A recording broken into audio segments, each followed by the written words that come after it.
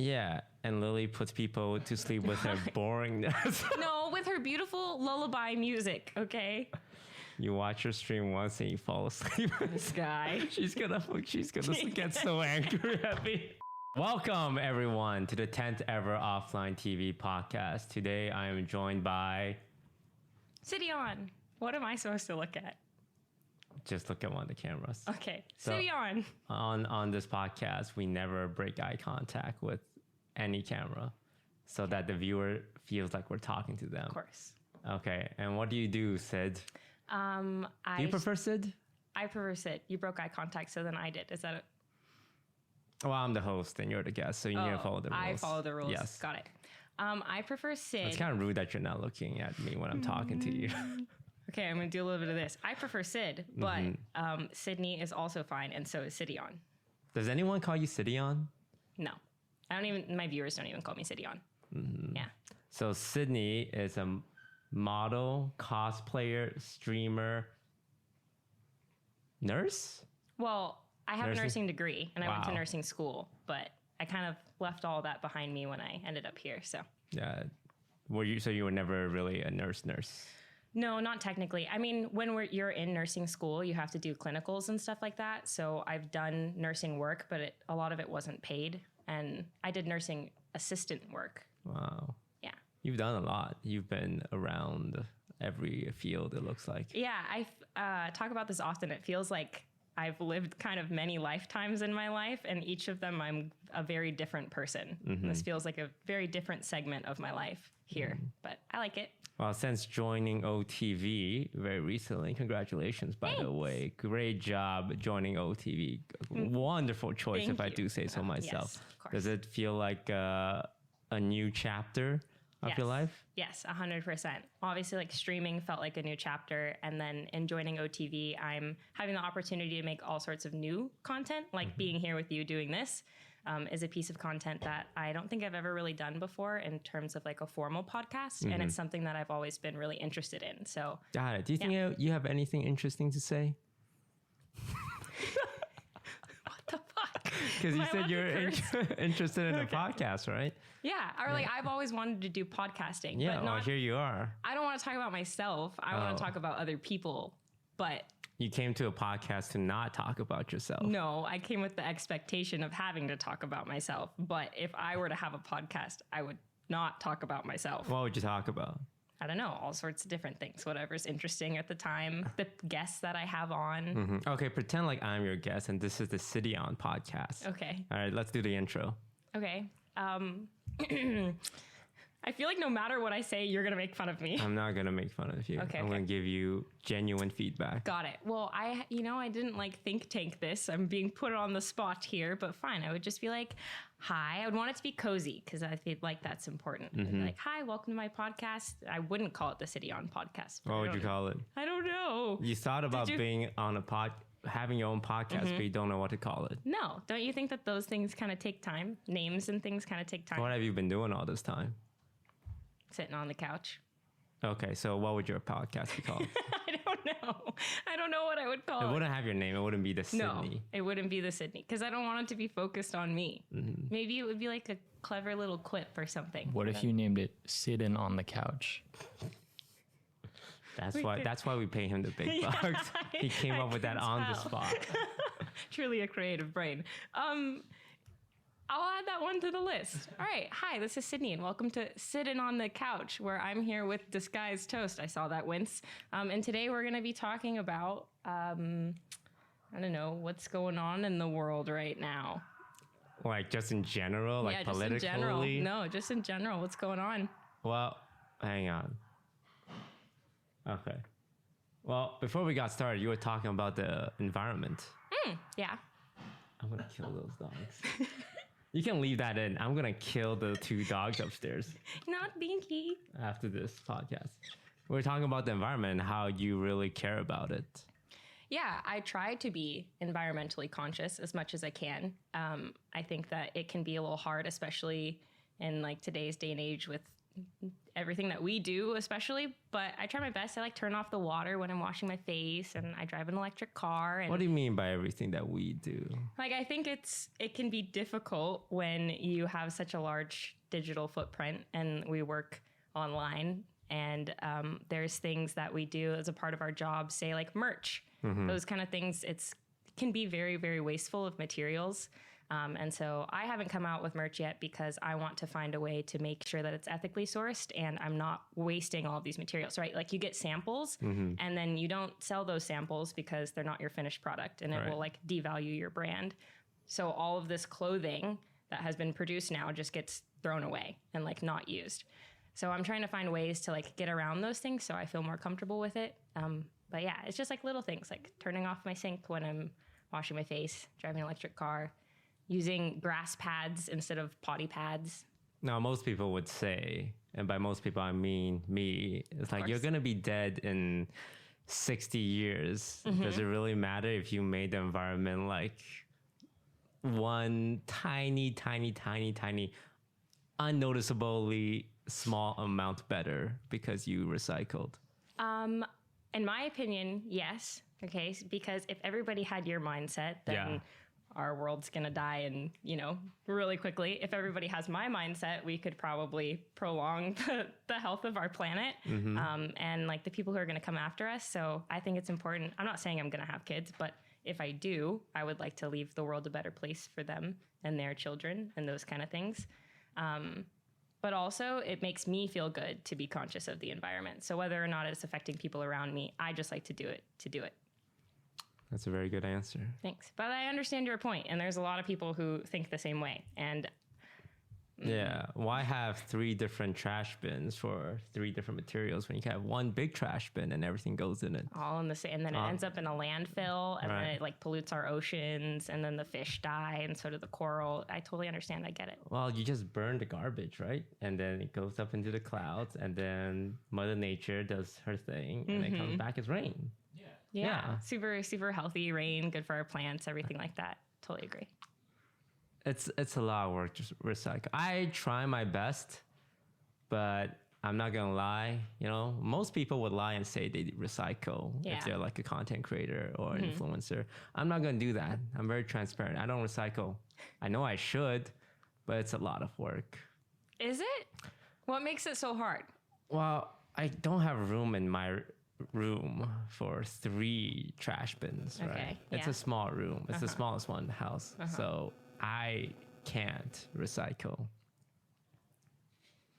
So what about all of the other space that's outside of your room in which you could put multiple trash cans? That's the living room. That's not my area. Like, I don't want to impose my beliefs on others. If I recall correctly, you do have separate bins in the living room. One that clearly is labeled recycle, and the other, and it even breaks it down for you. It says bottles, cans, and other things. And then there's like another one that's for the trash. Yeah, but that's more of a suggestion kind of deal. It's like if you want to throw plastic in there, you could. But if you want to throw garbage in there, that's okay as well. Too. That's okay too. Okay, yeah. I won't even get started on compost. We don't even have to talk about it. Compost, that's where you like collect the natural ingredients, right? Yeah.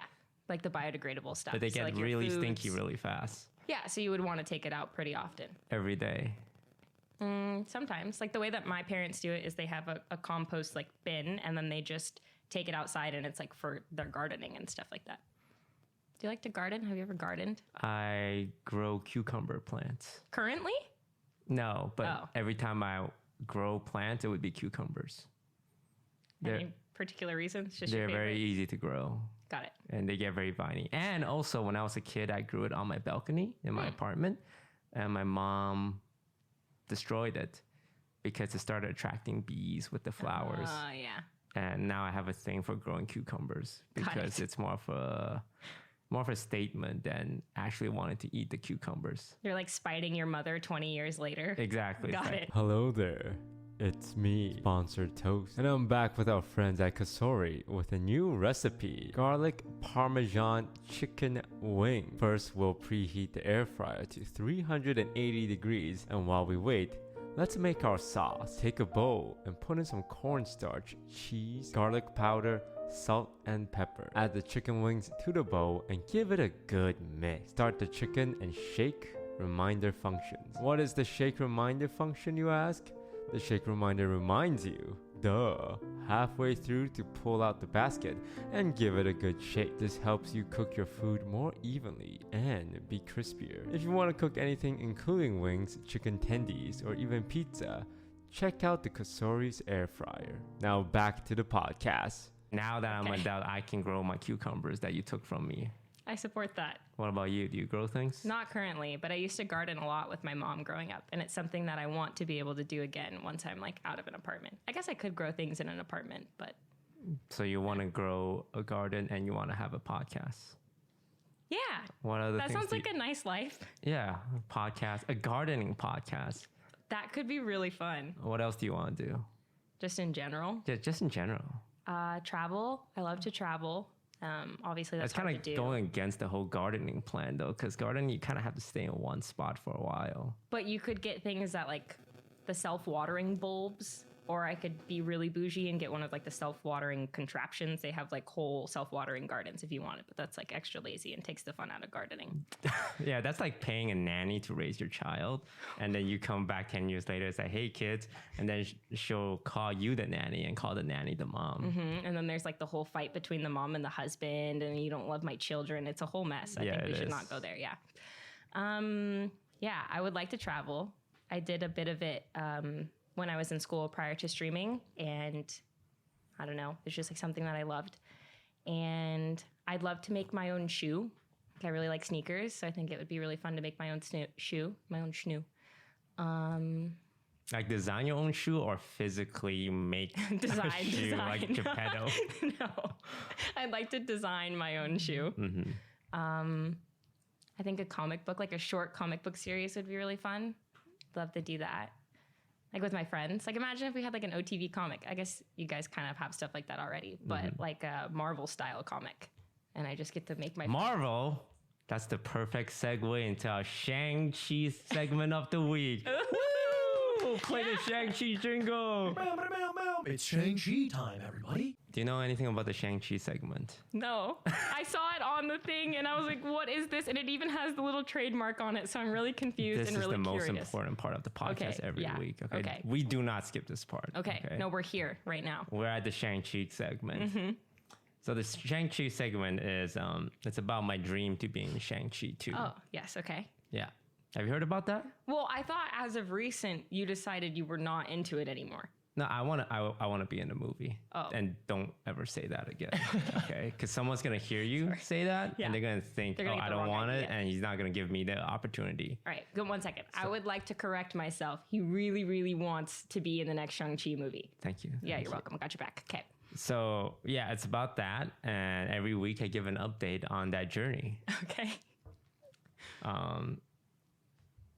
No updates this week. Cool. Although I heard that Simu Liu is going to be presenting an award at the Esports Awards. Okay. I'm not going to be there or be involved in any single way, but he's getting involved with esports and games, and I'm in esports and games. So that's another step closer to meeting him, which doesn't do anything because we've talked about this before, where I don't actually want to meet Simu Liu, who's the main actor. Yeah, in you just Shang-Chi. want to be in his movie. Oh, it's not his movie. But the movie that he stars in which... Yes. So you want like scenes that he's not in. No, I mean, I'm okay if he's in the scene, but I'm just looking to be an extra. And I don't want to bother him, because he will have nothing to do with that. Okay. Right. What if he's like a really nice guy and totally has everything that he wants to do with it? He's like, wow, that's so, nice to meet you, Mr. Toast.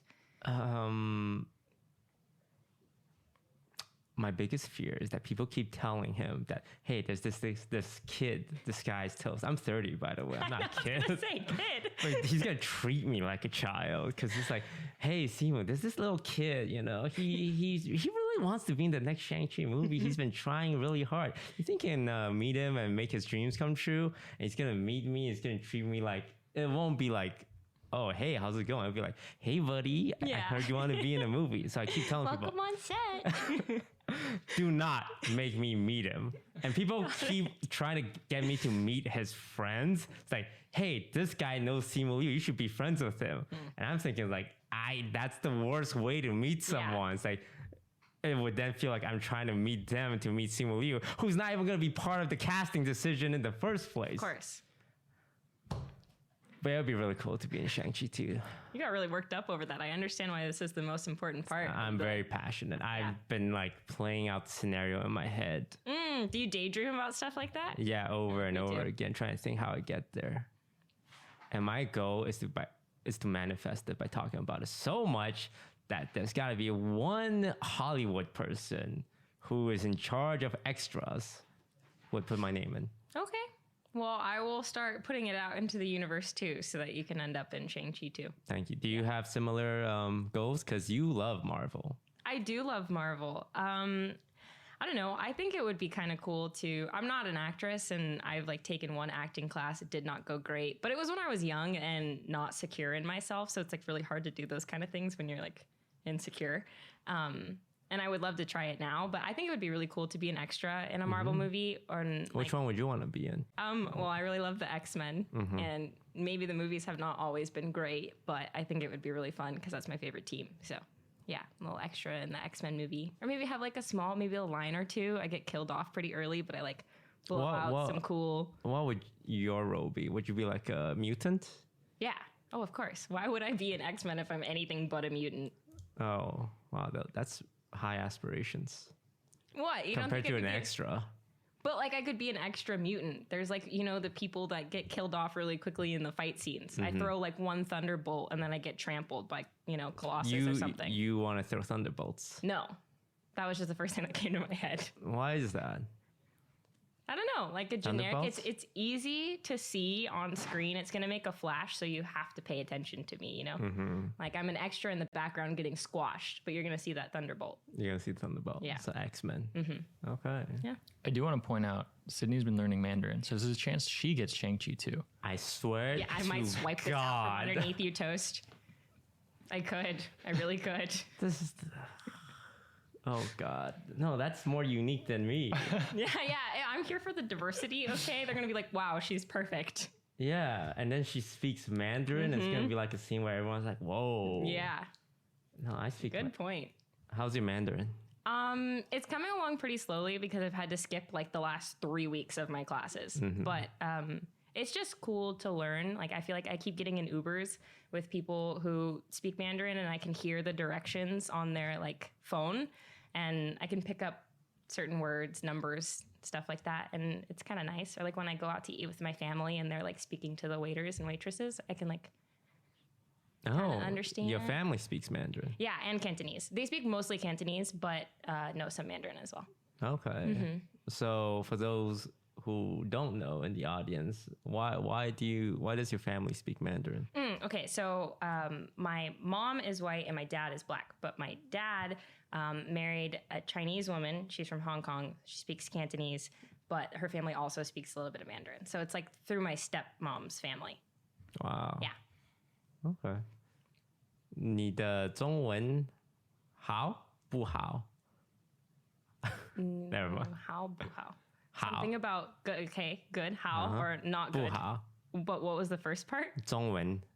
Zhongwen. That means Chinese. Oh, Zhong. 中文. You pronounce it so differently than my teacher. She says Zhongren. Is your teacher Asian? You're like getting Chinese lesson from a white guy, right? No, she's a really nice Asian woman named Lee. She's really sweet. Her name is Lee? Yeah. Oh, Lee. you know she's from China. So she teaches you every week? Yeah, we have weekly meetings, but like I said, I haven't seen her in like 3 weeks. Okay, very cool. Yeah. Very diverse. You kind of do, I think out of everyone, our friend group, you probably do the most outside gaming stuff. Yeah, because I mean, I'm sort of newer to this scene and I've had so many of these interests prior to getting here. And like gaming has always been one of them, but I definitely want to always be a multifaceted creator. Like I don't want to just be a streamer. So it's important to me. How long do you think you'll do streaming for?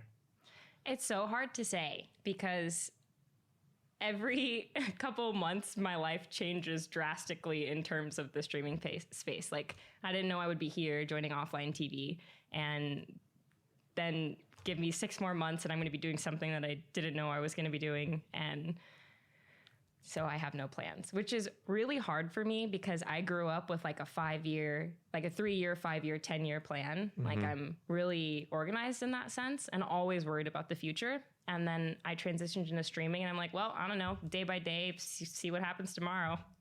No clue. Yeah. I think, when did I first meet you? When was that? I don't know, but I remember the first time that I saw you and was way too scared to introduce myself. It was TwitchCon, It was right? TwitchCon, yeah. And I was like, oh, I'm going to go, because I was just getting into things. Like, I was like still a really, really small streamer. And it was my first TwitchCon. And I am like the type of person who would be like, hi, nice to meet you. I'm blank, blah, blah, blah, blah, blah. And that was always normal to me. Right. And then I got into this space where people are concerned. There's like a really big hierarchy, you know? There is. Yeah.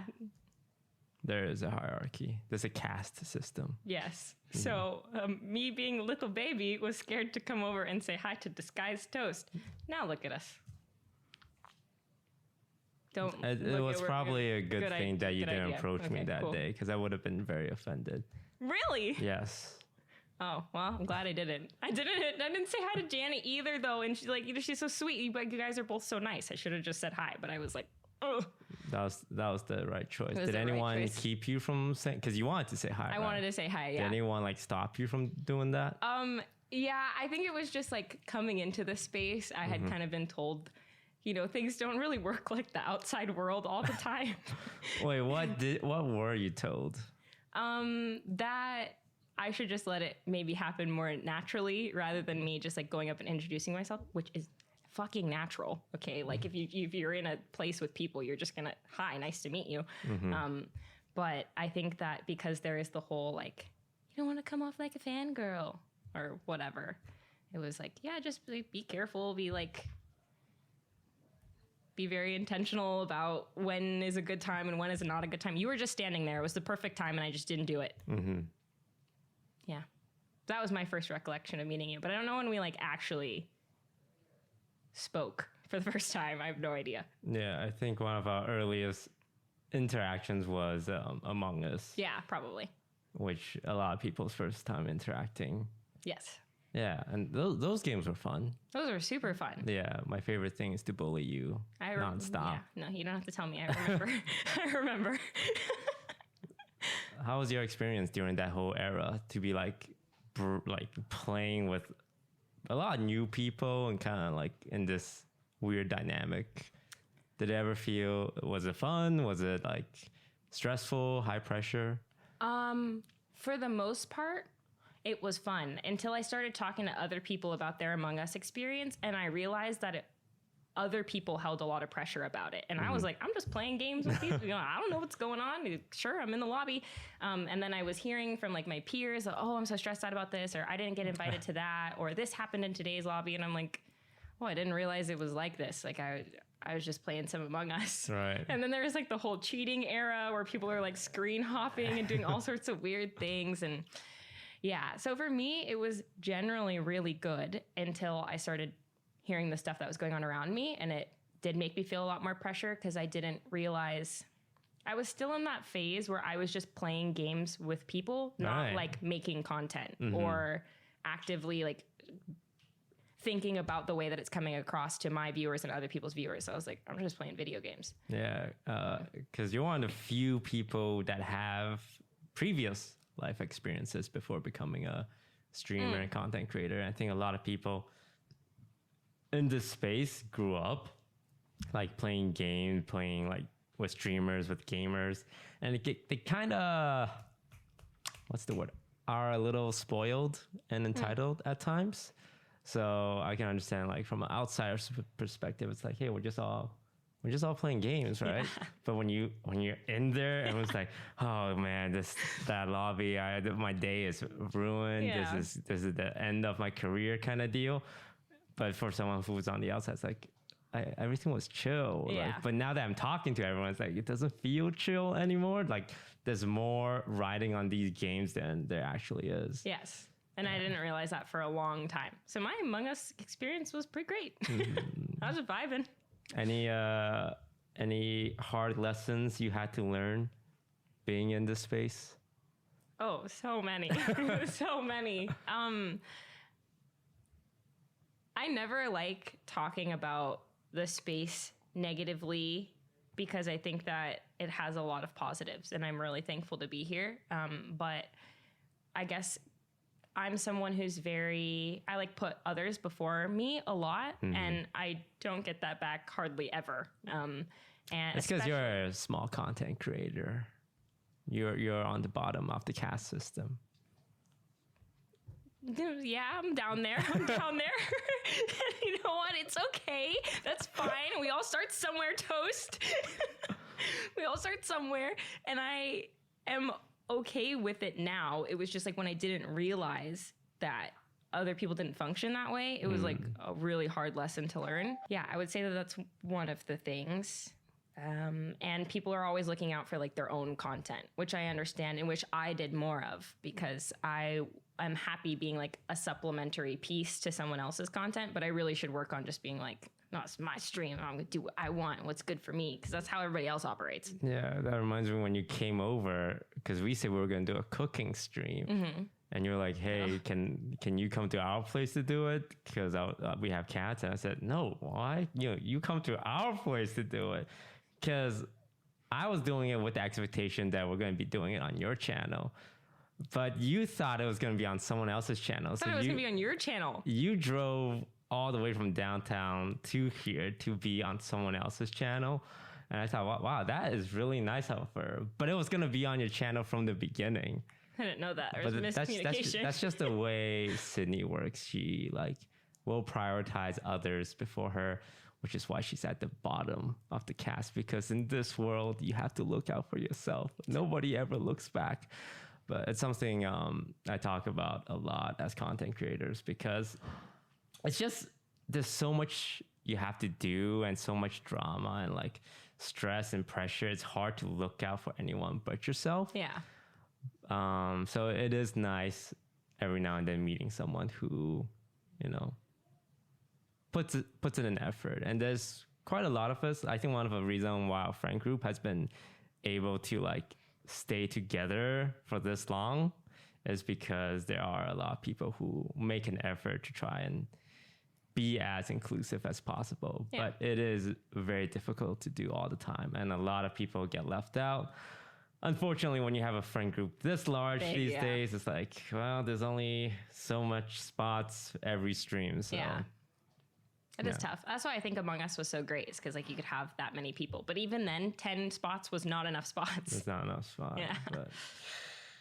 Yeah. But now that you're in part of OTV, how has your life changed? It's been really busy. So I mean, I think November and December we just have like a lot of stuff going on because in between our announcement and all of the holiday stuff that we're doing, it just has changed, and I'm making a lot more time for like this kind of content rather than like my own personal stream content. I'm trying to stream as much as I can, but there's just a lot. But it's been a lot. I've been having fun making the content that we're making and trying new things. Like I never was someone who was doing YouTube, like active YouTube content. Like my YouTube channel is mostly just like clips and some videos that I've filmed, like vlogs or whatever. But it was never a focus of mine. So it's cool to be able to see what goes into like making a YouTube video because I didn't know. So I'm just like learning a lot, and I get to be around people who inspire me. So I really like that too. One question. What do you want, Yvonne? Bro, come here, Yvonne. You want me to come over here? I came down because I had to poop. Yvonne, we're filming a podcast. You need something? You got a question you want to ask Sydney? A burning question? Yeah. Well, this is my favorite one that Go ahead and asks. speak into the mic, Yvonne. Okay. You're unprofessional. Oh, yeah. This is what everyone likes to ask in chat, and I hope you're ready for it, too. Who's your favorite offline TV member? Yvonne. Oh! my You god! know, She's Yvonne, awesome. you know, Okay. Yvonne, you Oh, know we already that's a got it. lie. Oh my god! What a steal! We Yvonne, already you're got so her. sad that even though you know it's a lie, you're accepting it. You are just mean and you're jealous. You're I'm jealous. not- She didn't I'm say not it was jealous. you. I'm not it's jealous. leaking. You're I'm jealous not because jealous. it's leaking I know all the over truth. the floor. I'm It's embarrassing. Stop. secure in my own. No. What?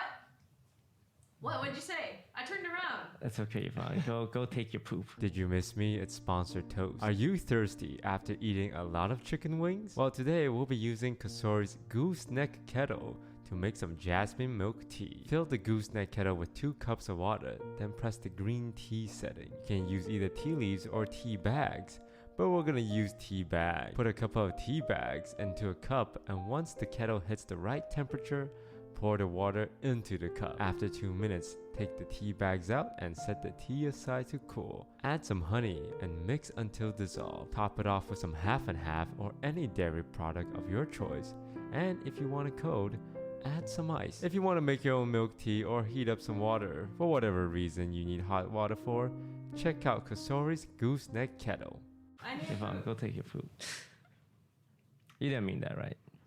No, I meant it. Wow. Yeah. So one thing that people keep asking me and you is about our segment in the introduction video that you filmed with John, Jody, and Sid. Yeah. Our cut segment. They're asking to release the Toast Sid cut. Yeah, I think they call it the Sid cut, like The Schneider cut. Zack Schneider. Yeah, like the Sid cut. Why was it cut from the YouTube video? You're telling me you don't know. No, I just want your opinion. Oh, you want me to? Yeah. Yeah, we touched on some jokes in which we might think are funny, but people, the audience might not. Because I think we share kind of similar humor in that respect. And you walk the line, obviously. And sorry, like, but you know. Yeah. So, Well, okay. you were there walking the line with me. With you, yeah. We were Yeah. both on the tightrope. And so it got cut because people would probably get mad. Yeah. Yeah. Who do you think would be in more trouble, me or you? You. For sure. No question. You. Yeah, it was we did a few takes because you know where the line is. Yeah. But you never know. Like, okay, let's just film some extra stuff. If we use it, we use it. We don't use it, we don't use it. But it was nothing. It was nothing offensive. It was okay. Let me rephrase that. It wasn't anything that we wouldn't be comfortable.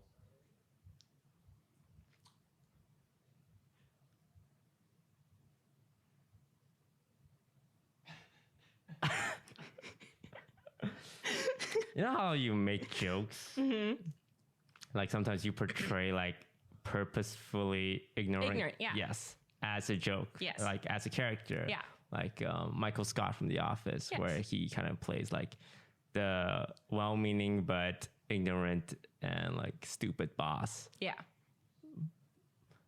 It was like jokes like that Yeah. where we were making fun of ignorant people.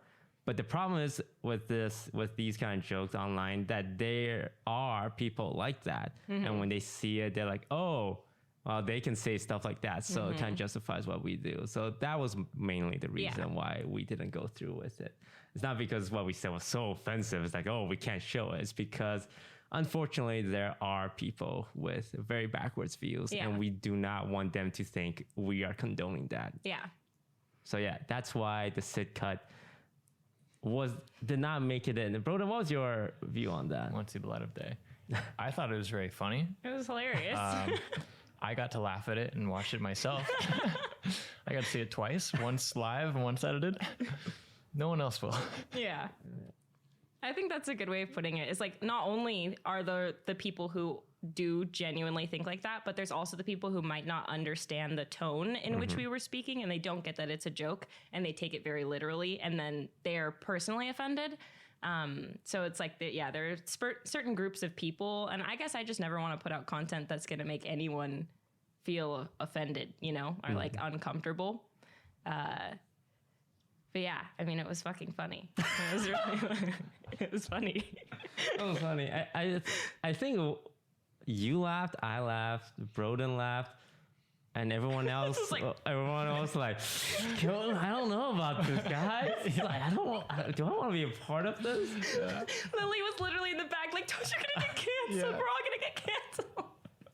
Lily was like, can we record more with you guys? So there's like, there's nothing between you. I was gonna say, I also like to point out that you said we filmed extra content. No, it was not extra. The entire, like, there was nothing of us in the video, right? Yeah, nothing at we all. had nothing safe.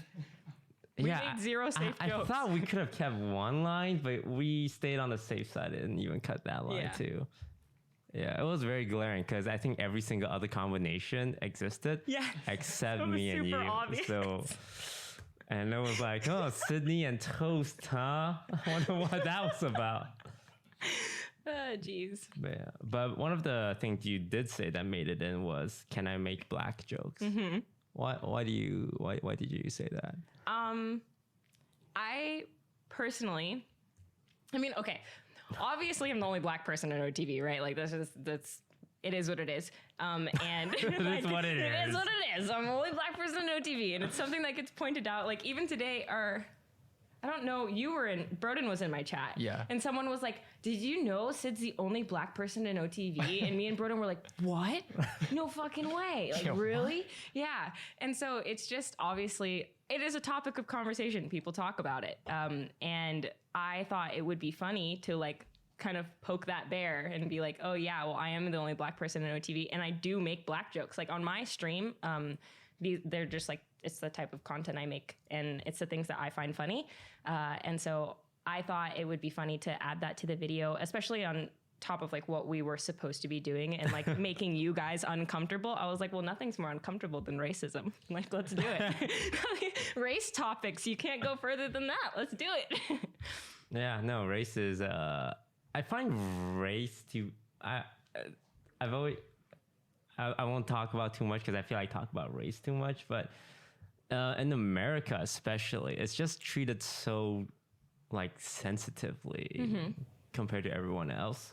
And maybe I think sometimes it's a good thing to be very aware, because in Asia, like, racism isn't like a subject. Like, people don't discuss, you shouldn't be racist, because everyone's like 90% of the people, say like in China or Taiwan or Korea or Japan, are, from that place. Yeah. Where America is such a melting pot of different culture.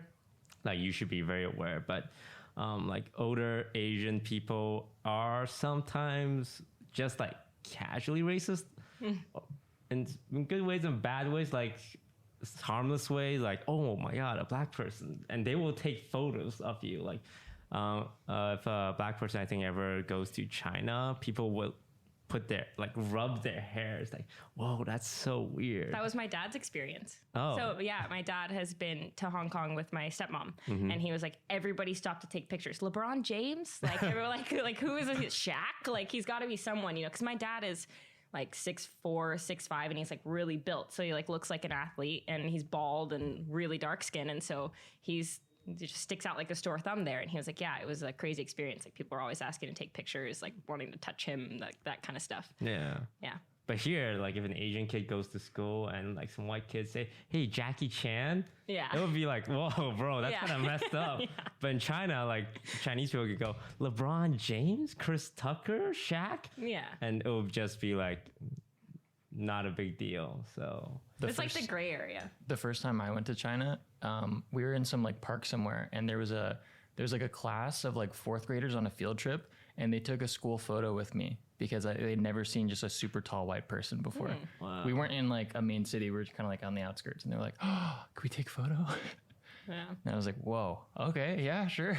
It's interesting because like sometimes these people don't have that perspective, like a lot of the time. The same thing happened when I took a class trip to Ecuador, and we went with these twins who like had really like bright blue eyes, and they were super pale skinned, and everybody was stopping to take pictures with them. And it was just like, and of course we all thought it was like really cute. Like, they'd never experienced foreigners. And so it's a cool experience. I think it's all like contextual, like you were saying, in the context of like, this is where you live and you haven't seen these people. It's harmless versus here, like, it is a melting pot. You've seen these people. You kind of know what's right and what's wrong. Right. Yeah.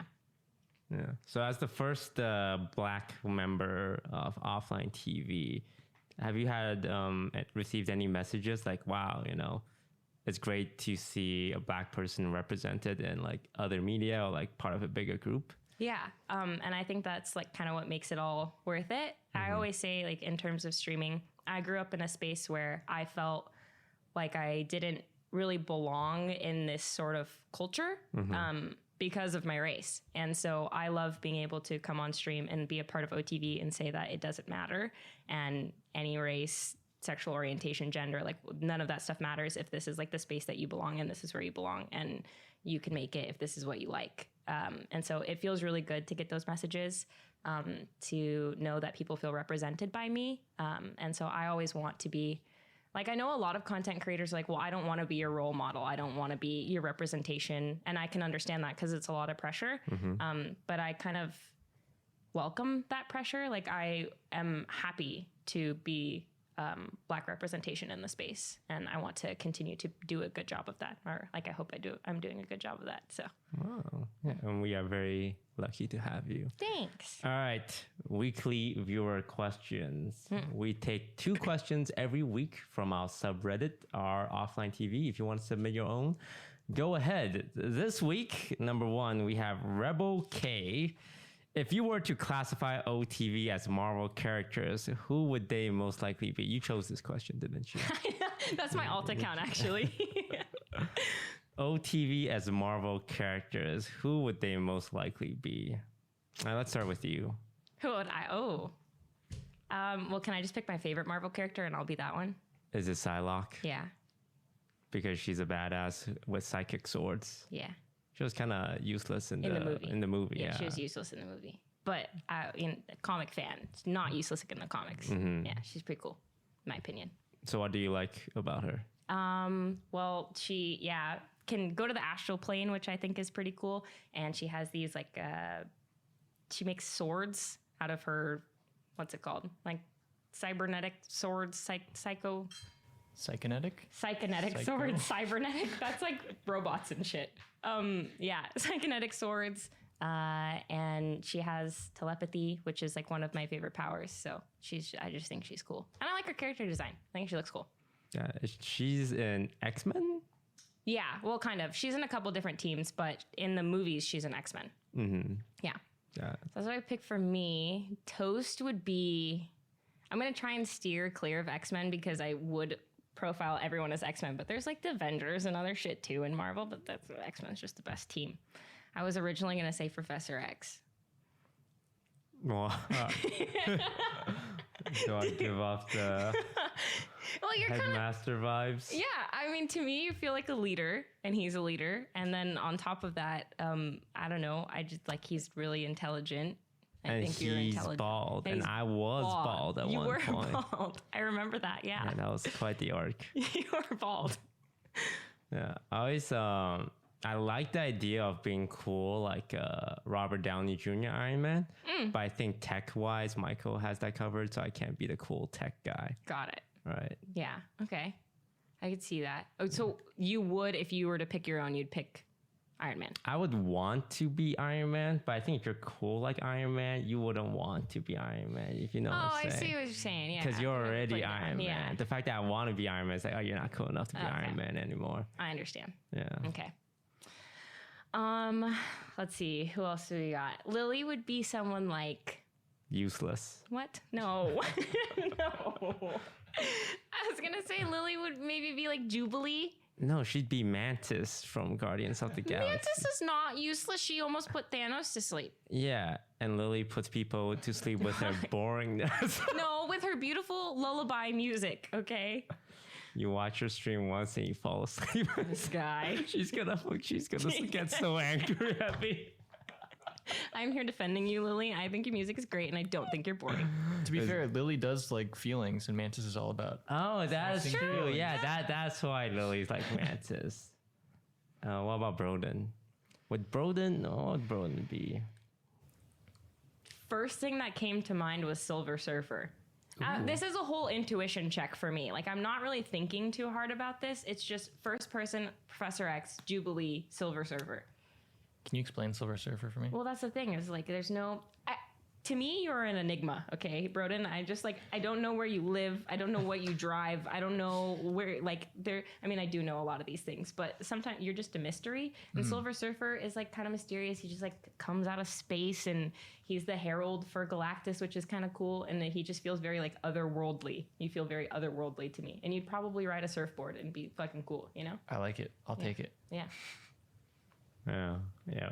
Broden's a mystery. He just shows up. And he always has these weird stories that I'm like, I believe that. You met Brad Pitt? No, I believe that. That is exactly Broden. Other members. Next. Did we pick one? We didn't pick one for Michael, right? Or were you saying he would be Iron Man? He would be Iron Man-esque because he's kind of like eccentric and he builds technology. I want someone who's a little bit more of a loose cannon for him, but I can settle for Iron Man right now. Yeah. Like a rocket raccoon. Oh, yeah, that's a good one. That's a good one. He's kind of like wild, also builds weapons. Yeah, that's a really good one. Pokey. Ooh. Yeah, Pokey definitely gives off a more like boss, like Like a Captain Marvel. Like Captain Marvel gets her hands dirty. Like Pokemon's more of a mastermind kind. Emma Frost. Oh, from X-Men? Yeah. What about that? That could be a good one. I only know her from the movie where she's like a sidekick to the guy who makes Magneto's helmet. Okay, yeah, so technically she is a villain. Well, she's like kind of a villain, kind of not a villain. She ends up in the Hellfire Club, but she like really likes Scott Summers and stuff. So she's, but she's really cool. She's like called what do they call her? The White Queen, I think. And she also has telepathic powers, and she's just like this, she's like a higher up in this evil superhero club. And I don't think Pokey's evil, of course, but like I think she's like a bad bitch boss. Yeah, Doesn't get her hands dirty. I always describe Pokey as Cersei Lannister from Game of Thrones. Okay. Where she's like, she's a boss bitch and you respect it, but damn is she ruthless sometimes. And you're glad you're on her side of the war because you don't want to be going against her. Yeah, it's fair enough. Yeah. Next question. We have Baber Gaber. If you guys were to break up with someone near a special event like a birthday, Christmas, Valentine's, would you break up before, during, or after? Okay, imagine this. You're in a relationship that's not working out, and you kind of know it's not working out, and you guys have a lot of fights, and it's just a matter of time, and you're kind of like planning on breaking up, and it's Christmas time. It's like a whole week of festivities. When would you do it? I'm getting out of there, man, as soon as possible. Okay, a little city on history check. I did break up with my ex on Thanksgiving one year. Yeah. Like the day off? The day of Thanksgiving. Was it during turkey time? No, it was like after we were like moving in between. If I remember it correctly, it was like a couple years ago, but I'm pretty sure we were going from like one parent's house to another parent's house. Oh, like, wow. That is not working out. It's right in there, It was just right in the thick of it. What, did something at the first parent's house that made you? No, it was a long time coming, and then eventually it was just like I just did it. Just broke up in the car ride? In the car ride. Well, we parked because the conversation got heated while we were driving, and then we parked, and I was like, yeah, this is not working out. Who was driving? He was. Oh, okay. Yeah. So it got heated. You guys parked, and broke up with him on Thanksgiving. So were you guys at your parents' house or his parents' house when it happened? So long ago, the details are hazy, but I think we were at his parents' house going to my parents' house. I think. So what happened? Did you just get out and get an Uber? No, I think he dropped me off. Oh, that's really nice of him. Yeah. Could just left. Yeah. He's a nice guy. Yeah, he's a nice guy. Your pitch went up like 3 octaves there. No, he's a nice guy. He is a nice guy. You think he's watching this video? No. Don't you? He's not? No, he's definitely not. We were together like so many years ago. Oh, okay. Yeah. You don't think he's keeping tabs? No, I highly doubt it. You don't think he like heard about you somewhere, sometime in the last couple of years? Oh, well, definitely. I mean, like, we still follow each other on social media. I mean, he's muted and everything, but like, you know, I'm probably muted on his too. I think it's like a courtesy, like, oh, I'm not going to unfollow you. This is weird. Yeah. Wow. On Thanksgiving. On Thanksgiving. And I'd do it again.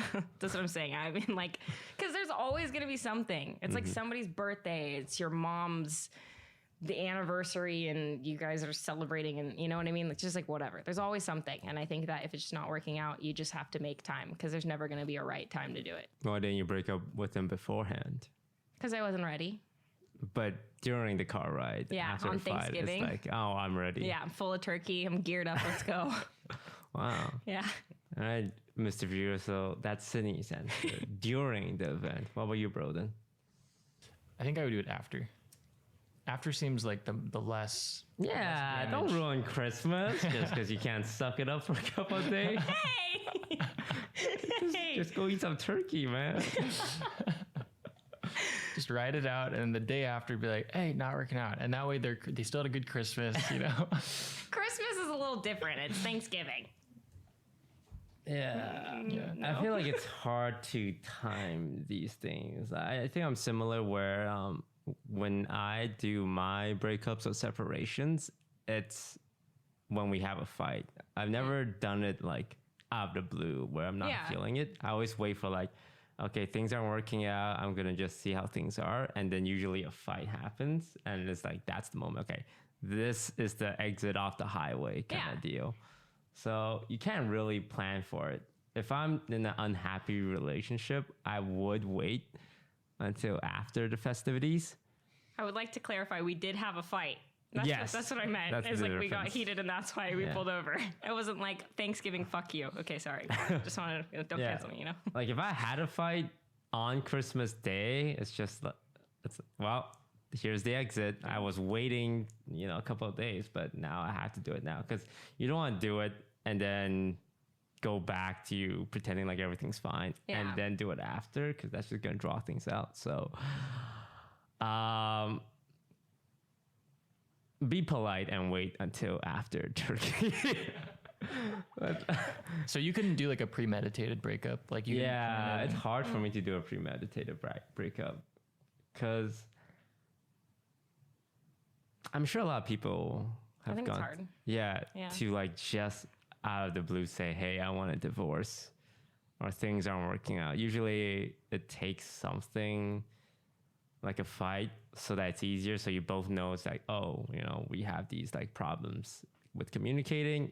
It's easier to understand why we're breaking up. Yeah. Yeah. Have you guys done premeditated breakups? Where everything's kind of just like chill, mellow, but you're not feeling it, then you just say, "Hey, sorry." I was seeing a guy. We weren't like officially together or anything like that, but I was seeing a guy that I just like wasn't that into it. And that one was premeditated, but it felt like there wasn't a lot of strings attached. How'd you do it? The last time that we hung out, I just like near the end of it, I was like, hey, like I'm just really not feeling this or like wanting this to progress any further. And Where'd you do this? I'm so curious. where? Yeah, what'd you do? I think we had gone and like gotten ice cream or something like that. We had like dinner, ice cream, whatever. And then afterwards we were just like walked back to my place and I was like, yeah, this just isn't gonna work out. Not that interested. And it sucked. It was horrible. It's not fun. Like everything in me wanted to just ghost him, but that's worse. That's worse, So it's just like What was his response? he was really cool about it. I think definitely taken aback. Like he was just like, oh, I'm like kind of confused. I thought that we were heading in a direction where this was like gonna get serious, and then I had to be like, oh no. No. So yeah, but I don't know. It's hard, but Yeah, I had to do it. It was not easy. It's kinder to do it than to just be like, hey, I'm not gonna message him at all. I hope he gets the hint. Yeah. kind of deal. I think that's fucked up. Yeah. As much as I want to do that, but yeah. So what made you realize that it wasn't working out? Oh, it just like he wasn't someone that I was like super excited to see every time we would get together. We'd like make plans, and I wasn't like, oh, I can't wait to see him or anything like that. It was just kind of like, oh yeah, I have these plans. Probably rather be playing video games, you know, like that kind of stuff. I was like, that's probably not how I'm supposed to be feeling right now. Right. So I just assumed that it wasn't going to last very long. I also can be kind of like hot and cold, and I was like very cold, and I could just see that in all of my actions. So yeah. It takes a lot of courage to turn a man down after ice cream. I guess so, huh? Broden, what about you? Any premeditated breakups? I have premeditated. I've also been on the receiving end of a premeditated. Where you're just like, whoa, where did that come from? That one, yes and no. So this, back in high school, she had gone to Italy to like study abroad. And then it was like night for her, day for me. I get a text that's like, yeah, because I don't think we could even call, because back then it's like our parents would get charged a ton. Yeah, minutes. So she's like, hey, I have something to tell you. I think we should probably break up because I think I want to like stay here. Oh no, like, she met an Italian guy, bro. No, Broden. She met someone. Don't you get it? No, I'm sure she was just like, Italy's beautiful and I want to stay. Yeah, she's like 100% pro Italy fan. Like. Yeah, it made Italy perfect sense. Friend. Oh my God. maybe. But you also did it to someone else. Yeah, and mine was, we had like broken up out of like passion, like in a fight. Yeah. I think twice, and like I just knew it was not gonna work out. Yeah, nothing was happening. Nothing was working out. So eventually, it was like, I think we were in like different parts of the country. But yeah, we were texting back and forth, and I was like, we just need to call right now. And it was like kind of premeditated, but also like, this is the perfect time now. Yeah. And cut it off. Yeah. Relationships are really hard, especially the breakup part. Yeah. You know? It's very awkward. Yeah. Because you don't want to hurt the other people's feelings, but you know. Have to put yours. Yeah. What about you? You didn't answer the question. I've never premeditated a breakup with anyone because I'll be honest, I'm too much of a chicken.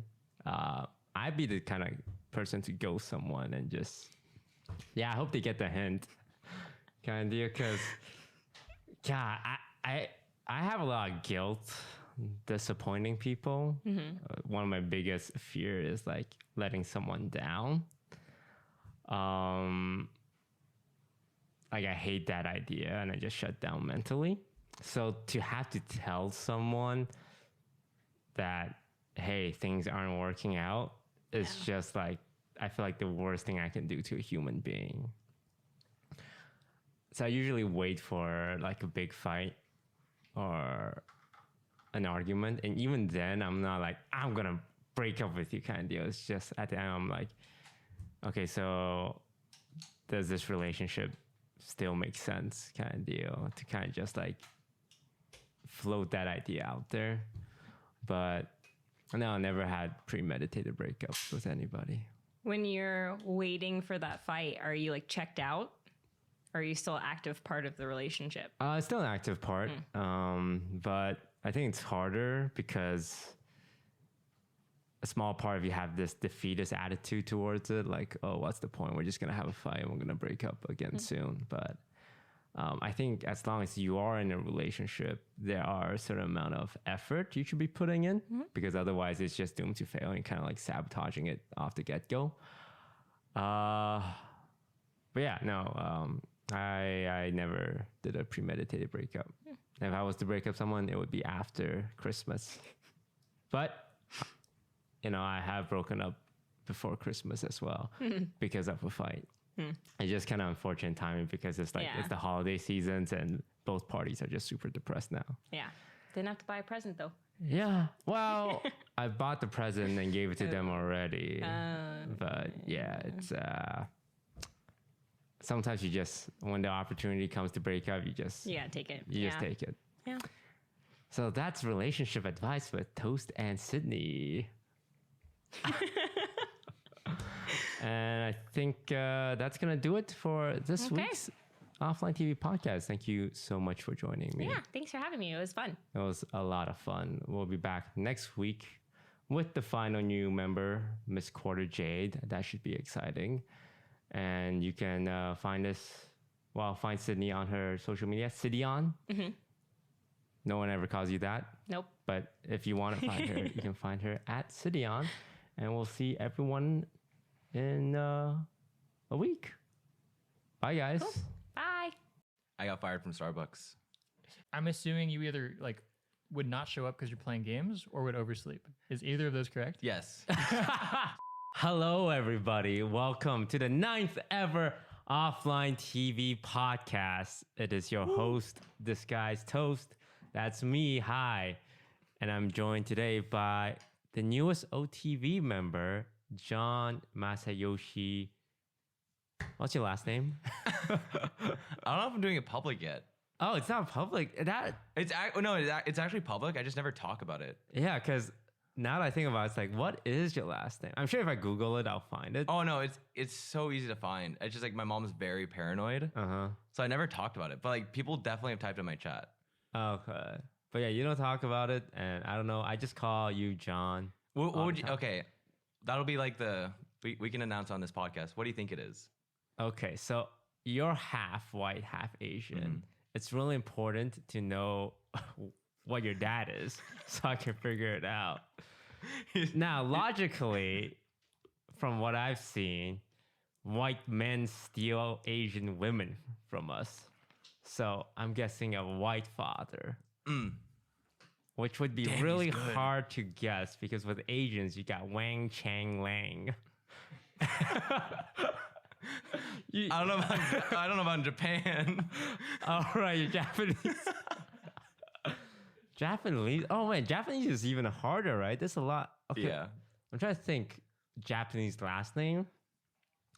And all I can think of is anime character names. Like I've heard like Hana or like, I don't know. There are for sure like Japanese last names is like so hard. I don't know. Yeah, there's just so many much things. of it. Like Shikamaru and Uzumaki. Yeah. And Uchiha. The common one. Wait, it's so common. They're the ones everyone know. But give me a hint. Is your dad the white one or the Asian one? He's a white, yeah. German Italian. German Italian. And apparently he did a DNA test. He's a French, he said. So I feel like I need to do a DNA test. I feel like DNA is a lie now. Toast, I'm gonna let you know I would have never guessed John's last name. It's not a common last name, I'm guessing. I would not say so. I just feel like I have the whitest name. Is it like a American white name or like a European German white name? I'll give you a hint. It's a word, not a name. Smith? John Smith, that's like pretty, it's like the same ballpark. John Smith? Take it away, John. It's Cable. My name is John Cable. Like, And every time I have like signed up for anything, Celine will look at me like, but no, what's your last name? Or Janet like, okay, no, but like last name though. like cable, like a piece of wire. Cable car, Cable like action figure, just straight up Cable. Cable. Yeah. Yeah, I would never guess that. I've never met anyone with the name Cable besides a comic book character. I was always a Cable guy or like, yeah, stuff like that. Oh, the people in school, like... Every teacher. Like, Cable guy. Hey, Cable. Like, never like my first name. They must have thought they were really original when they came up with for it. sure. All of them. All right, so John Cable, welcome. Thank So, you. how long have you been in OTV now? It's like 2 weeks? About 2 weeks since we announced it? I have no time because like from like signing to like prep, I'm like, I don't know when official OTV was. I guess since when did the announcement come out? I think the video dropped 2 weeks ago. Yeah. 2 weeks then. Yeah. And then the Thanksgiving one launched today. How has your life changed? For the better, for the worse? More famous?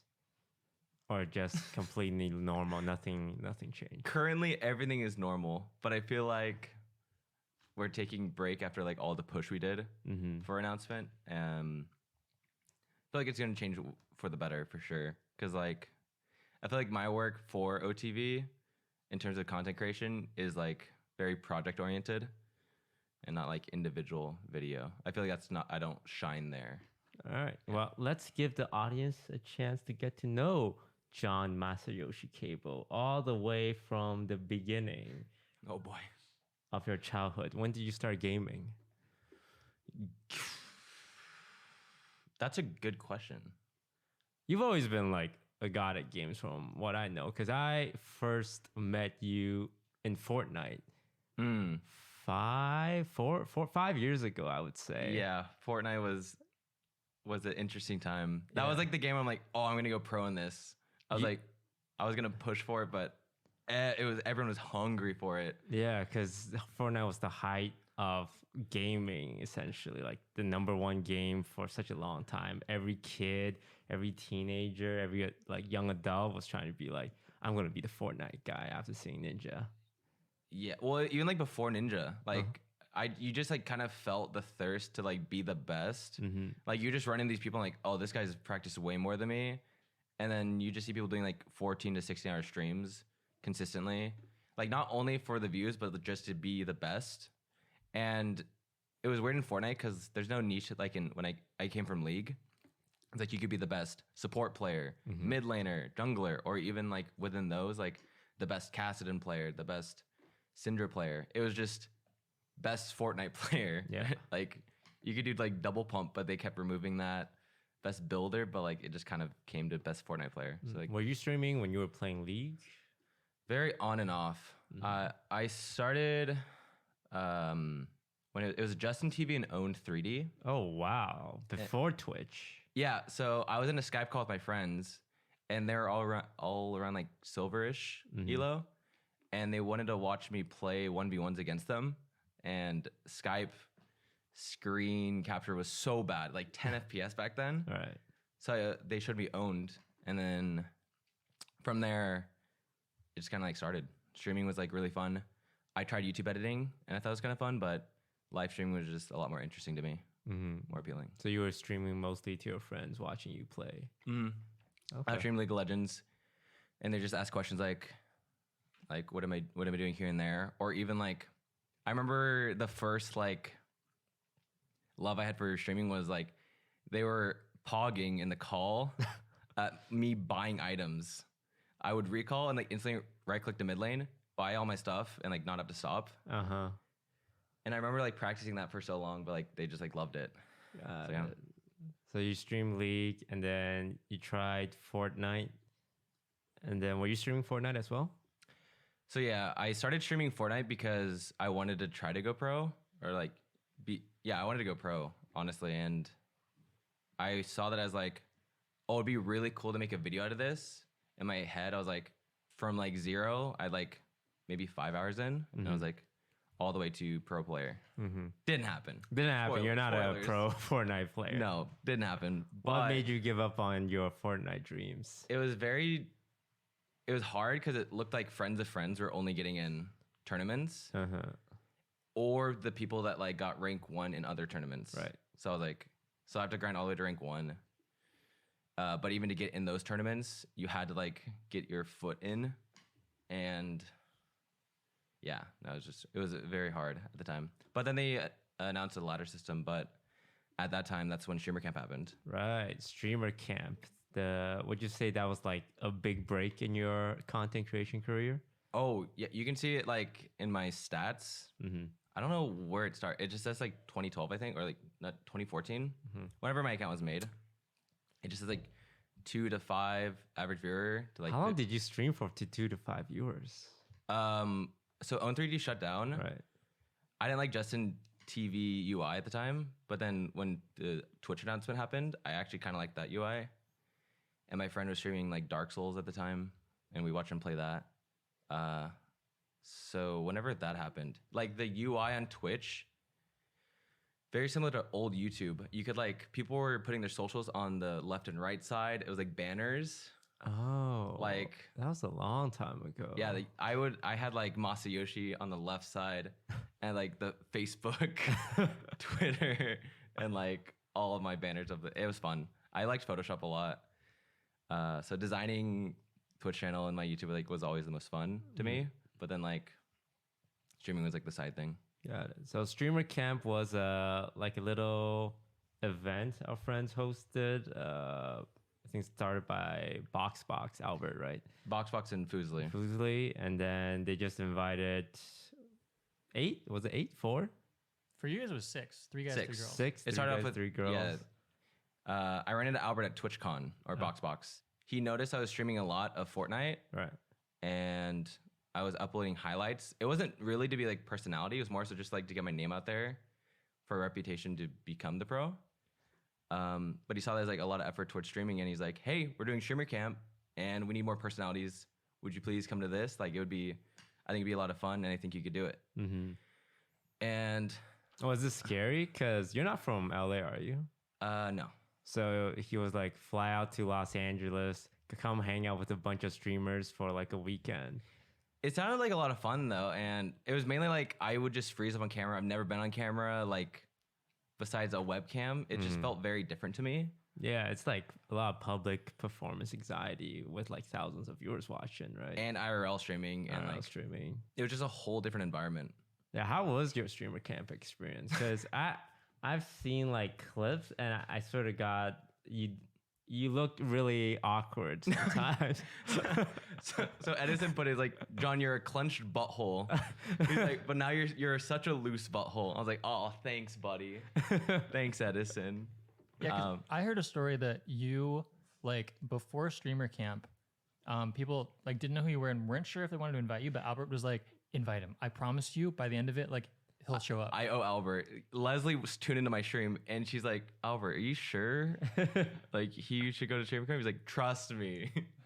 We've played games in the past. He's good. He's good for it. But streamer camp ended, and then it just kind of took off from there. It went from like a 5 to 10 viewer average to just like 70. And then the trio started between Jody, Peter, and I. And then I had these list of games. They had lists of games. Like, we just kept going on, and here we are. Speaking of streamer camp, that's where you first met one Miss Quarter Jade, right? Yeah, that's actually where I first met Jody. First met her. What was your first impression of her? Very like she was very excited. Did you ever expect to be dating her for years after that moment? Not at all. We were just like, I feel like we did hit it off, but it was just like it's a friend thing. Yeah, I just saw like a friendship out of it, but it just turned into something more. So after streamer camp, you moved in with a bunch of content creators. One thing I always like talking with you about is your experience in Among Us. Because I gotta say, out of everyone I play with, you're probably the most honest person who's ever played the game. Do you find it hard to lie to people? I cannot lie to people. It was so like the first time, like I remember you guys would pick on me like, so John, how'd this guy die? Like he tripped. Jody, he was with Jody. Like, it's just so hard. I feel like I kind of got used to it, but like I've only found like one way to lie, and then that'd be my one way to lie, and like everyone caught on to how I would lie. How would you lie? There's a point where I'm like, okay, I can't lie. I might as well. It was like after 2 days in, I'm like, there's no way I can lie. I might as well just always play sus or just troll. So there's no way, like, imposter or not, they won't suspect me. But then it would go chaotic because Saikuno end up also having that play style when we meet up. Yeah. So like it would just be pure chaos. I was like, okay, this is too troll. I would just all in on every lie, just like Hail Marys. Yeah. Why do you think you can't lie? Is it like an upbringing thing, or is it like, man, that's dishonest, I don't want to lie to people? I just never played Mafia. So that was like my first ever Mafia game. I heard of Town to Salem. But yeah, I was not used to that at all. It was a whole new uncomfortable lying to people. It was a very uncomfortable environment for me. Like my first time playing Mafia, I tried to like, it was a werewolf card game at Peter's house one time, but like those are my first ever Mafia games. So like going into Among Us, I'm like, what is going on? Why is everyone so good at this? But then I learned like you guys played a lot of Mafia. I was like, okay, I'm like trying to like catch up and like feel the vibe of the lobby. I'm like, all right. Could you give us one truth and one lie right now? Oh. One truth, one lie. I got fired from Starbucks, and I got kicked out of a convention. I got fired from Starbucks. Oh, both of them involved him being removed in some way. And that's already hard to believe. Like, why would John get kicked? Why would John get fired? I don't think he'll get fired. Kicked out, maybe? Because, like, of an accident? I don't know, because you're also like so quick to apologize if you did do something. Yeah, but then what if he's hanging out with Jody and she's kind of a wild card and she drags him into shenanigans? I couldn't hold her back. I'm going to go Who for a knows? context kind of answer. The lie is getting fired from Starbucks. I think you got kicked out of a convention. I got fired from Starbucks. So I was gonna guess that, and my reasoning is I think because I'm assuming you either like would not show up because you're playing games or would oversleep. Is either of those correct? Yes. So league season reset. Yes. Also, I had like a girlfriend at the time, and I would like, oh my god, like I would come home to work because I had to work at 4:30 in the morning, and it was just there's so many nights where I just stay up all night, and my body like after like doing 3 all-nighters in a week, I did that a couple times and maybe even 3 times. My body was like shot.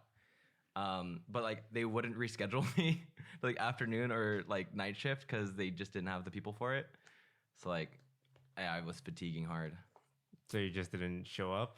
There was one night where I showed up. On my lunch, I lived close enough to like just go home. I was like, I need to eat something. I can't eat Starbucks food because I've just had it so much this year. Like I need something fresh. Like I wanted to get like a fruit like from my house, or like I had a leftover salad.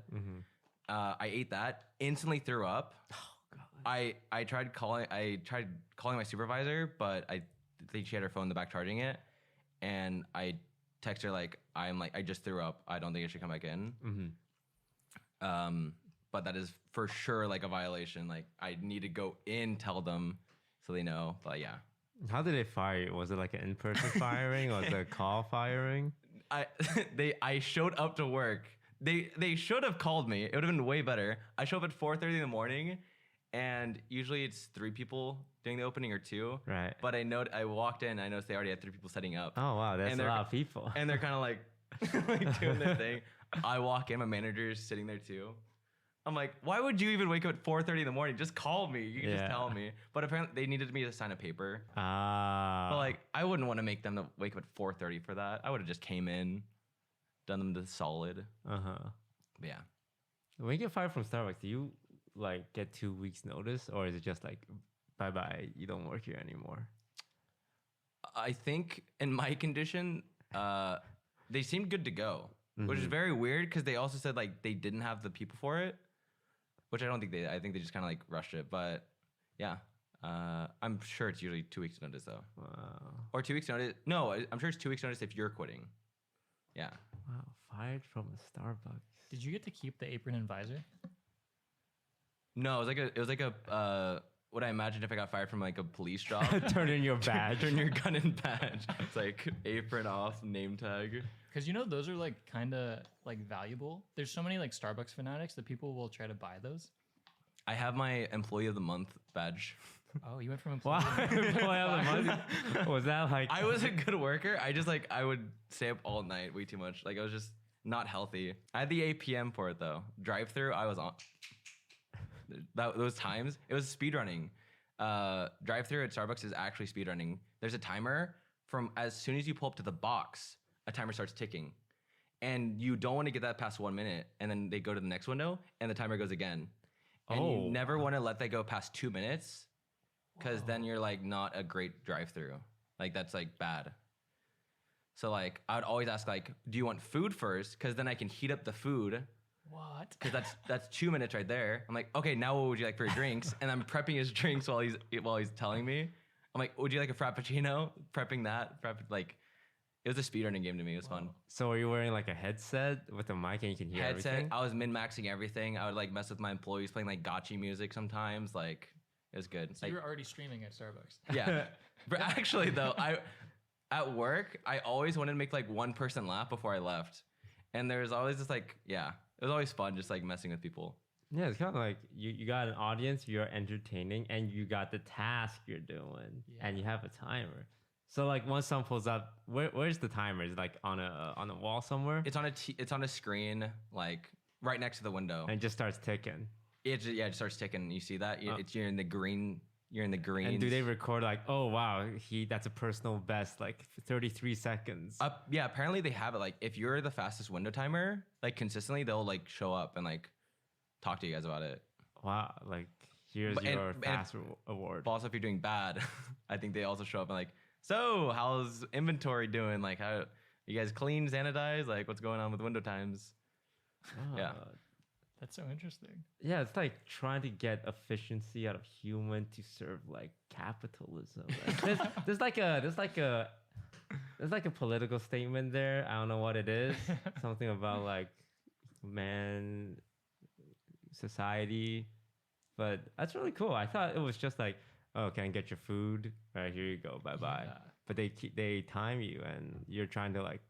I think the average person doesn't care about the timer. It was just like my brain. I'm like, I gotta get that green split or that gold split. I gotta get my PB. Do you ever meet any horror stories, customers wise?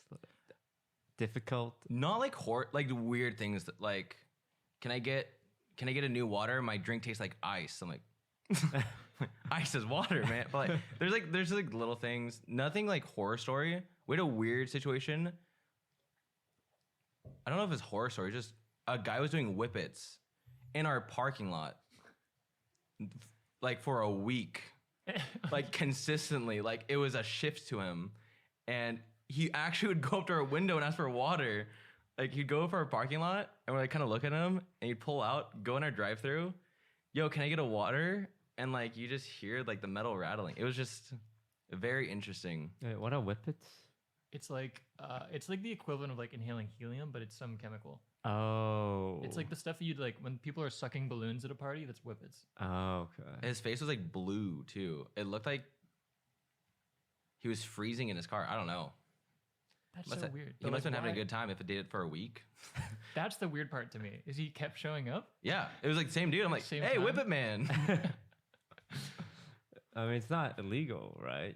I think it is. I think it is. Yeah. Dude, his door was rattling. It sounded like he would put in like his driver's seat door. Mm-hmm. I think like he dropped something at the drive-thru window, opened his door, and heard like all the whippet container, like canisters. Oh. Like, you know, like this,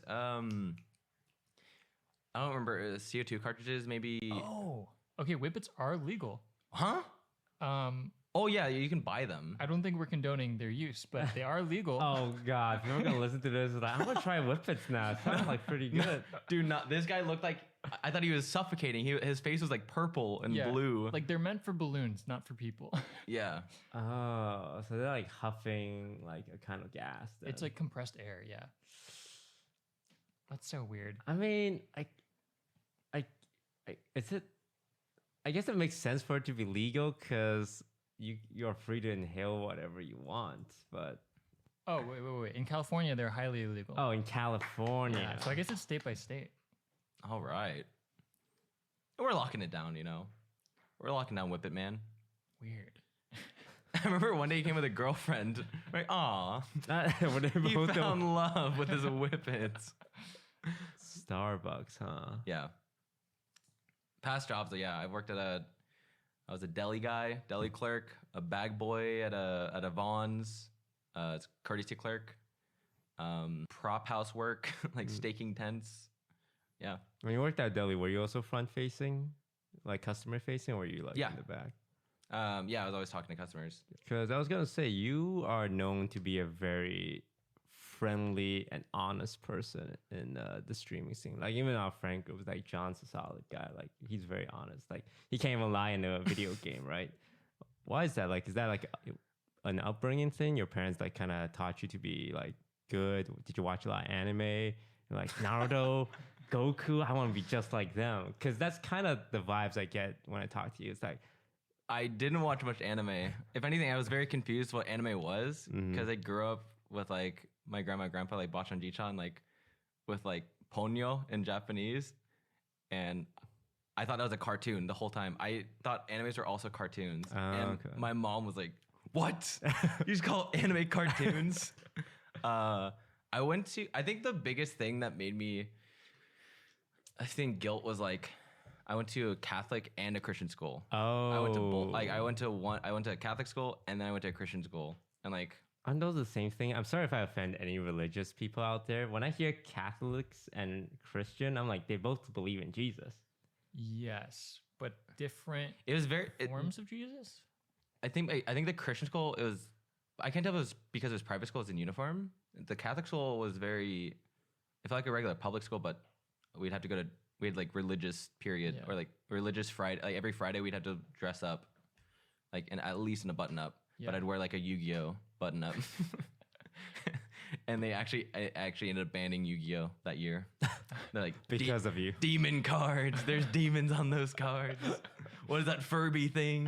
You know what's funny is I also did 13 years of like Catholic school or Christian. I'm not sure. Oh my god, we're getting so canceled. But I was like the person to introduce Yu-Gi-Oh cards to my school. Oh, no. And then similarly they were banned because people started like trading them. Parents would call in and be like, hey, his like rare card was like stolen for this common, and like people didn't know. So like, yeah, you can't bring these anymore. Oh wow. Yeah. Mine was like they're demons. Like it's just like against this. Yeah, it was just against school rules at that year. Now, are you religious still? No, but I feel like the lessons from the schools, like definitely, I don't know. There's so much just guilt, like in lying for me. Mm-hmm. Yeah. I'm definitely like emotions on my sleeve with that. Yeah. I went to Bible camp once. Like, I'm not a religious person. I didn't go to like a religious school, but my mom wanted me to make friends, and she said, "Oh, you should go on this little day trip with your friend, a Korean kid named Max." And she told me, "Yeah, it's just in the city." And I get on the bus and I take a small nap, and 8 hours later, I'm in another province. So in Canada, I went from Ontario to Quebec, which is an 8-hour drive. And I realized I got tricked into attending Bible camp one state away for a whole 2 weeks. I thought I was there for one day, and I just cried nonstop the first 5 days. That's like the biggest trick of all. Like, that is insane. It's like double. That's quad. I was just surrounded by people I didn't know and by like camp counselors. Yes. And we would go to like this chapel every day and recite the good book. And I have no idea what's happening, but I ended up like memorizing a lot of this because it was kind of like a competition. It's like whoever can like read the most is like a good student. So I remember just like being praised. It's like, wow, you know a lot about like the Bible. I'm like, yeah, I do. Yeah, I do. And they would try and talk to you, but I didn't become religious because of it. But I realized they were all just really nice people who like want to help you be saved from eternal damnation. Yeah. I feel like, because like my parents aren't even religious either. Like my idea was like, okay, it's more like building empathetic values. Yeah. And I was like, okay, I kind of get why they did that. Yeah, there's a lot of like positive things you can learn from like stuff like that. But sometimes like banning Yu-Gi-Oh cards because they have demons on it, or like Harry Potter was banned for a while. Yeah, Harry Potter. Witchcraft. Making you feel like you've sinned if you like masturbate. It's like a lot of guilt, like things you can't do. But which I think backfired. Yeah, because a lot of people that I met through a lot of my friends from Catholic and the Christian school got like expelled or like suspended later on when I saw them in high school. Wow. In middle school. Because they were just like, so they was all pent up and they want to rebel. Yeah, I feel like it's a lot of guilt. Did you go through a rebel phase? Oh yeah, middle school for sure. But then like halfway through middle school, like if I go outside and do these rebel things, I'm missing out on LP. I like as 8th grade. That's when I started playing League, and that's when like a lot of things shifted. Right. Because like I would just play MapleStory or Guild Wars at the time. I'm like, yeah, I could just go home and then just do my daily quest Play stuff. video games. But then like when League came out, I was like, I could be practicing right now. Right. But that's when like gaming very much shifted for me. Yeah. Do you think if you weren't video gaming, you would have been doing hard drugs as a result? You would say video games saved you from a life of sinning. Technically, yes. My closest friends got expelled. Oh God! What do you do?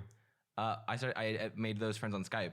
I met those guys in Dominion, and I was friends with them from freshman year to senior year. We would like sit in Skype calls for like 16 hours. We were called like TRM, like team roommates. That was like our goal. Like, yeah. Oh. I would say gaming actually for sure changed my life in that aspect for the better. Broden, did you go through a rebel phase? Yes. Yeah. I feel like I did, but not in like a strong way. But like, yeah, like going to parties and stuff. My parents listen to this, so anything I say, they will be like, "Huh? What was that?" But you're an adult now. You can say I am an adult. Yeah. Yeah, say so it, yeah, brother. we go to parties. Dude. do things. Well, I also don't want to condone things for like the kids. But you did stuff. I did stuff. Damn. All right, Troublemaker. All right, Broden, what's the difference between Christianity and Catholicism? So I'm gonna be honest, they're like really similar. It's like I just know this, like people from both groups watching this are like, we're not similar at all. I think they would say it's similar. There's a lot of just like in the fine print, like one believes this, one believes that, but they both believe that this happened. You know, it's like different directions will sway. It sounds like similar enough that they can just agree. It's like, yeah, this thing happened. Well, because I think one of them is like the umbrella. Like I want to say Christianity is the blanket or like an umbrella for like Catholicism, Protestant, Lutheran, all those. 'Cause there's a bunch of different. Right. Yeah. And if they all believe in Christ, so I think Christianity is the umbrella. Right. Okay. That's good to know. Like, I actually didn't know too much of a difference. I just know, like, as soon as I went to private school, 4th period was religious studies. Whereas my Catholic school, I didn't have that religious studies. It was like every Friday. What do you do in religious studies? It's not like we're reading the Bible. I just remember a purple notebook, and like we just have to like learn about. It was actually like history class. So I don't know a lot of things about history. I recall a lot of things about the Bible. It was like actually my history class was replaced by this religious studies in elementary school. And then I went to middle school. I'm like, oh, history class. All right. Yeah. It was a very different. It was So when you interesting were shift. learning about it, you were like, oh, all these things definitely 100% happened. Or was it more like a Bible myth legend? Maybe it happened, maybe it didn't, kind of deal. It was. I just remember being more stimulated by religious studies than history. Because it was just so much more interesting. Yeah, like holy shit, talking snake. Yeah, there's magic. What? Yeah, but yeah, that's all. That's all I really remember or recall from that time or that period. Do you think a like Christianity like shonen anime exists somewhere? Probably. I feel like it should, and if it doesn't, like, go make that. Somebody make that. Yeah. Wait, that would actually. Like when you read the Bible, it's so like I tried reading the Bible. It's really hard to read because it's like very segmented and the words they use and the commas. Yeah. It's like in a small, thick book, and you have to read through. And I always think it's like if they like did a Harry Potter version of the Bible, I would read that shit. Yeah, right? Yeah. It's like Jesus went to like, the Garden Eden, met this lady, like really simplify it. Because I like reading summaries of religious stuff, like the Wikipedia articles. Yeah. But to actually read the Bible itself is so much work. And like if you're trying to like teach children, they're not gonna want to read that. Yeah. I think that's actually what the Purple Notebook was then. It was like a like easy to digest Bible for 4th graders. Now that I recall, yeah, that makes sense.